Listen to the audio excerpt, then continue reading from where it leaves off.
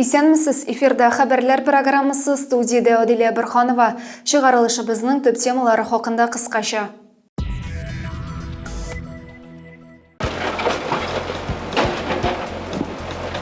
Зәйдә күп катлы йорт ишегаллары төзекләндерелә. Район үзәк дәваханәсенең ашыгыш ярдәм күрсәтү бүлеге өчен яңа бина әзерләнә. Кешене хезмәт бизи Әлфия Мөхәммәтҗанова 18 ел сыер савучы булып эшли. Безнең ишегалды программасы быел да гамәлдә. Аның буенча агымдагы елда Зәйдә 19 күп катлы йорт ишегалды төзекләндереләчәк. Кайсы йорт тирәләре яңартыласың? Хәзерге көндә нинди эшләр алып барыла? Тулырак киләсе сюжетта.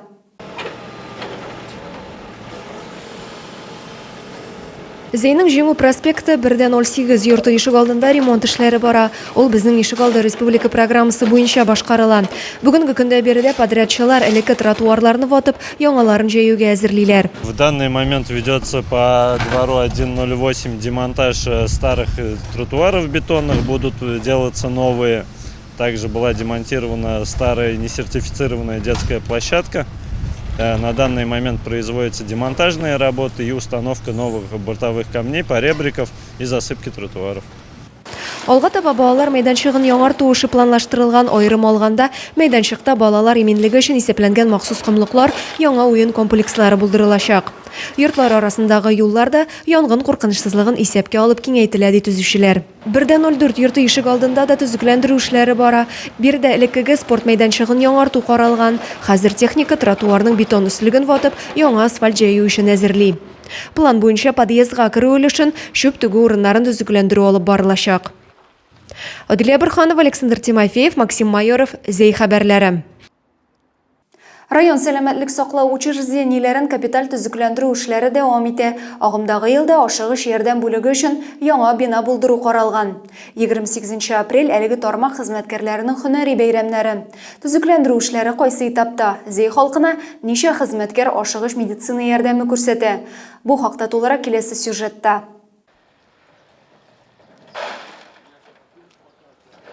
Район үзәк дәваханәсенең ашыгыш ярдәм бүлеге өчен яңа урын әзерләнә. Моңа кадәр алар административ корпуста эшләделәр.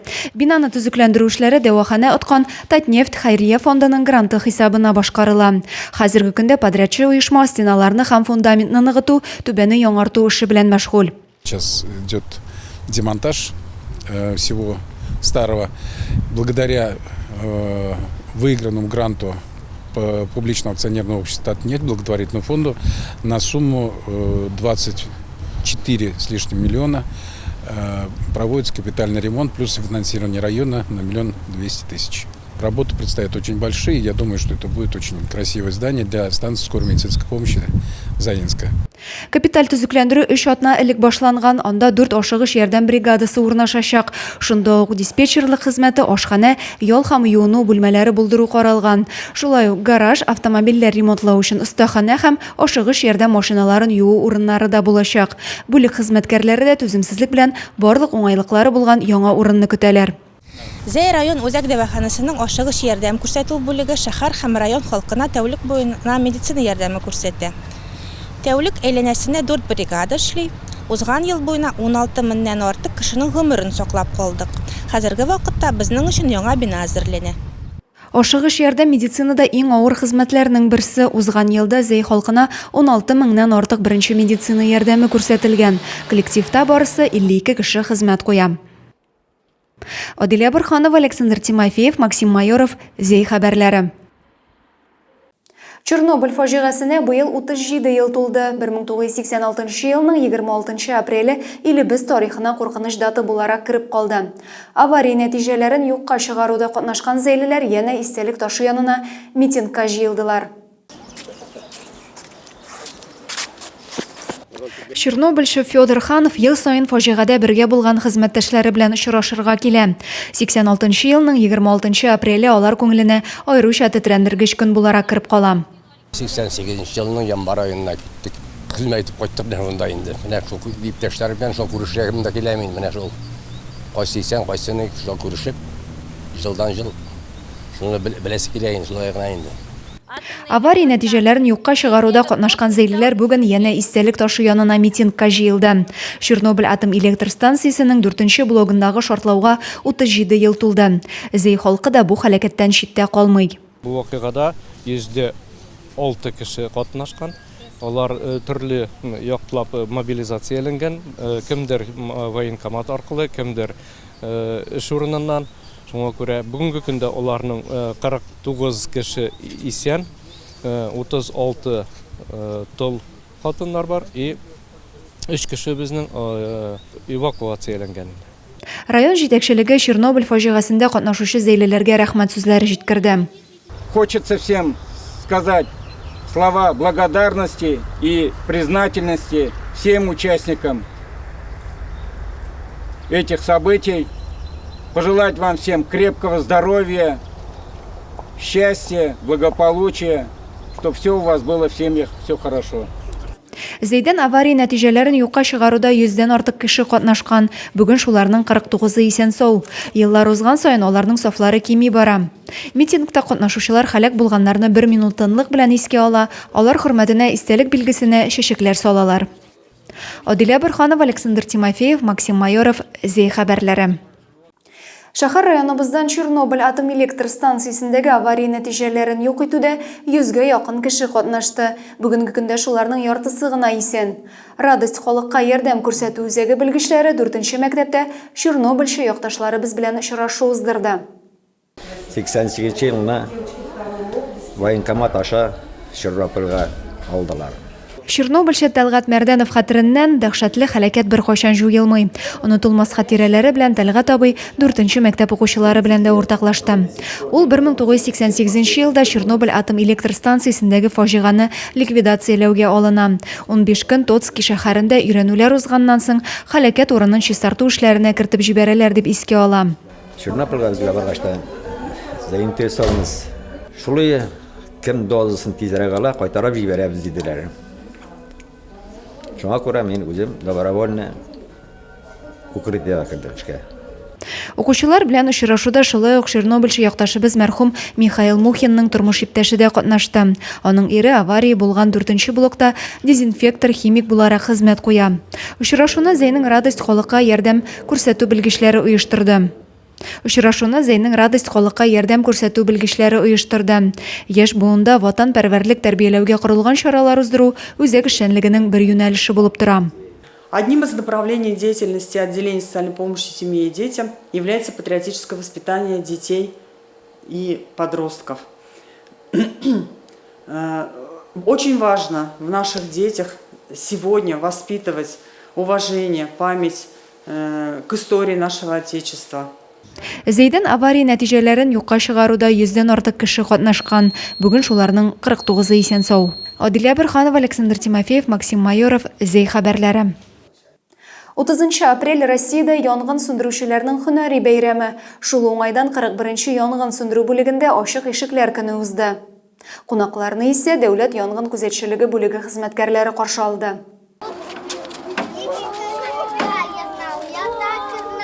41-нче янгын сүндерү бүлегендә ачык ишекләр көне 3нче мәктәп укучылары әлеге хезмәт белән якыннан таныша. Бүлек башлыгы Юрий Глушков балаларны янгын сүндерү машинасының техник мөмкинлекләре һәм башка җиһазлар белән таныштыра. С детьми проводим экскурсии как в садиках, так и в школах.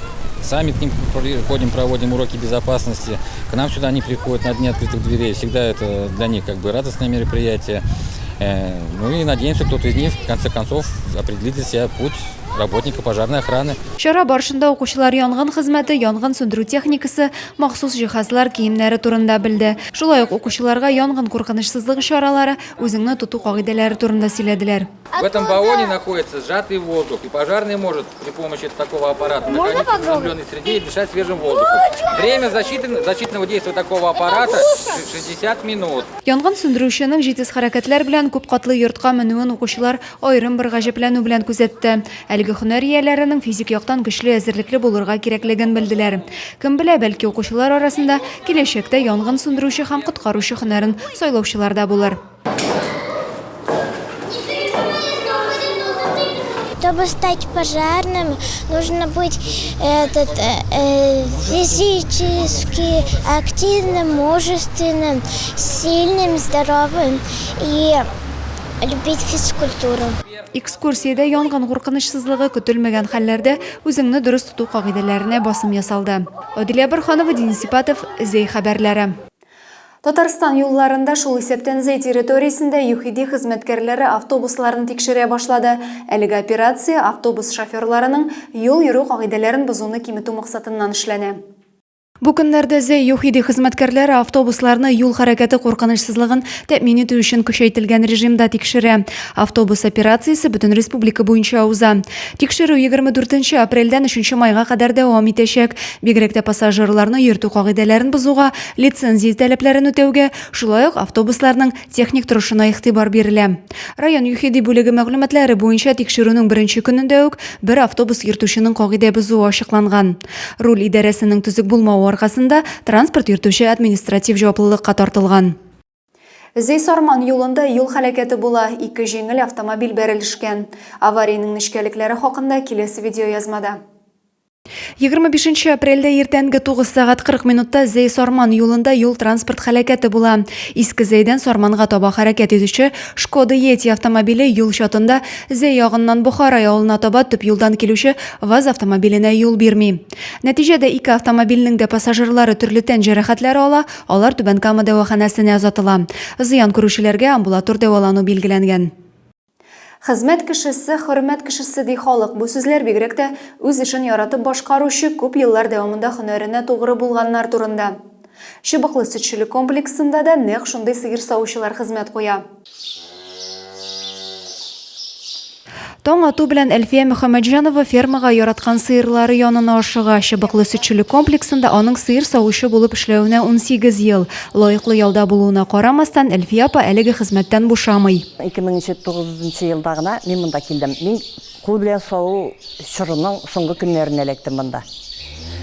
Аннары инде аппаратка күчелде. Механикалаштырылды бөтен нәрсә. Современналаштырды. Авыр булса, элекке заман шикелле булса, монда эшли алмыйсың. Шуңа күрә миңа монда ошый режим. Бу мин теләгәнчә һәм үземне мин уш урынымы таптым дип уйлыйм. Фермада 1000-гә якын эре мөгезле терлек исәпләнә, көненә 2 тапкыр 50 сыер савырга туры килә аңа. Һәр малдан тәүлегенә 12 литр сөт савып алына. Сыер савучыларның эшен бүген заманча җиһазлар җиңеләйтә.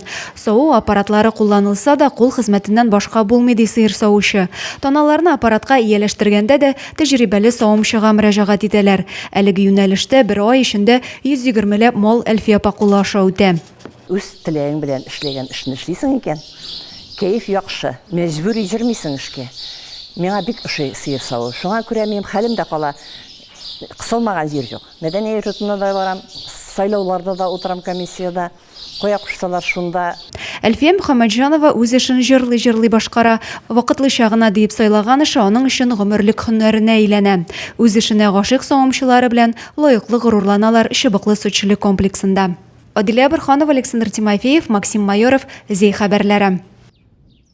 Бүгенге чыгарылышыбыз шуның белән тәмам. Тагын да күбрәк мәгълүмат белән сез Зей яңалыклары сайтыннан таныша аласыз. Без социаль челтәрләрдә дә бар. Ә мин сезнең белән сау булышам, исән-имин булыгыз.